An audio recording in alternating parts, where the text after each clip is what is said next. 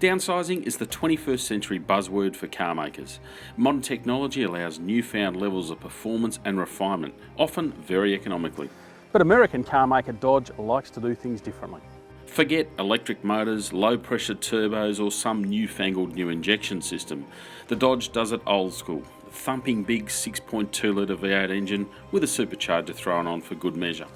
Engineers have gone to extraordinary lengths just to feed it with the fresh air it needs, even taking out one of the headlights. And just in case it wasn't unsubtle enough, it's been given a name that pretty much sums up what it's all about, the Hellcat. It's the latest in a line of V8 muscle cars where it's all about how fast it goes and how loud it is doing it. Except that this one is the king, the most powerful mass-produced V8 ever from America.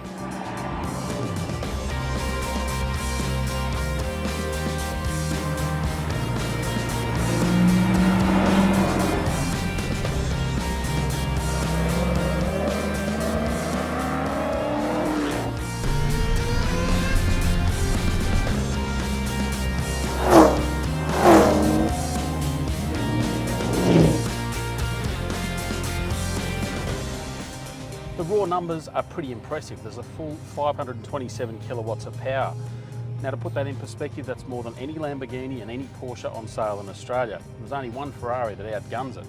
It's about 5 times more than your average Toyota Corolla, and it makes the 430 kilowatts from HSV's GTS look like a warm-up act. But it's also about the torque, something the Hellcat has plenty of. 881 newton meters to be precise. Throw it all together and it's claimed to snap to 100 kilometres an hour in well under 4 seconds.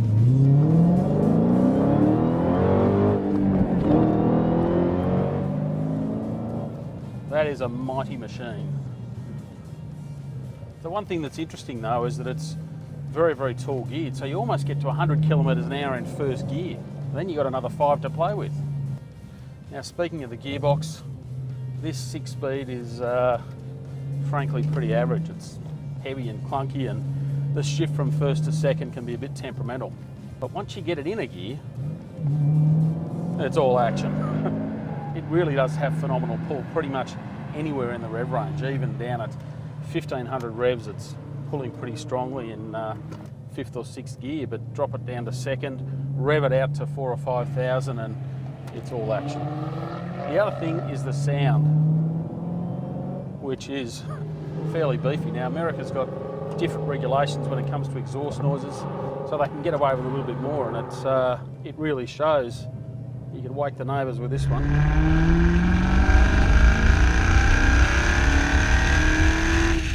It doesn't take long to establish, though, that the Hellcat is really pretty much about the engine. It's phenomenal to punch out of corners, and it never feels like it's running out of puff anywhere at any speed. But if you punch too hard out of a tight corner like that, you can feel the rear end skipping and squirming, struggling to contain all that grunt.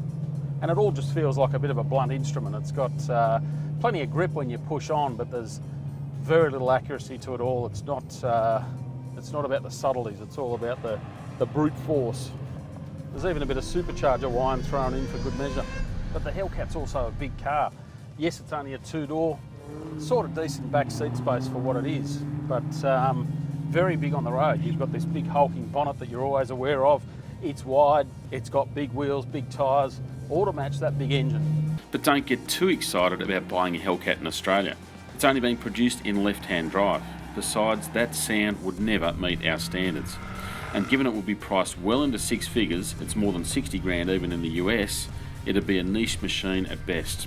Not that any of that takes away from what is a watershed car. The Hellcat will likely be one of the last of the big-engined, big-muscle V8s, where fuel consumption takes a backseat to the sound and performance.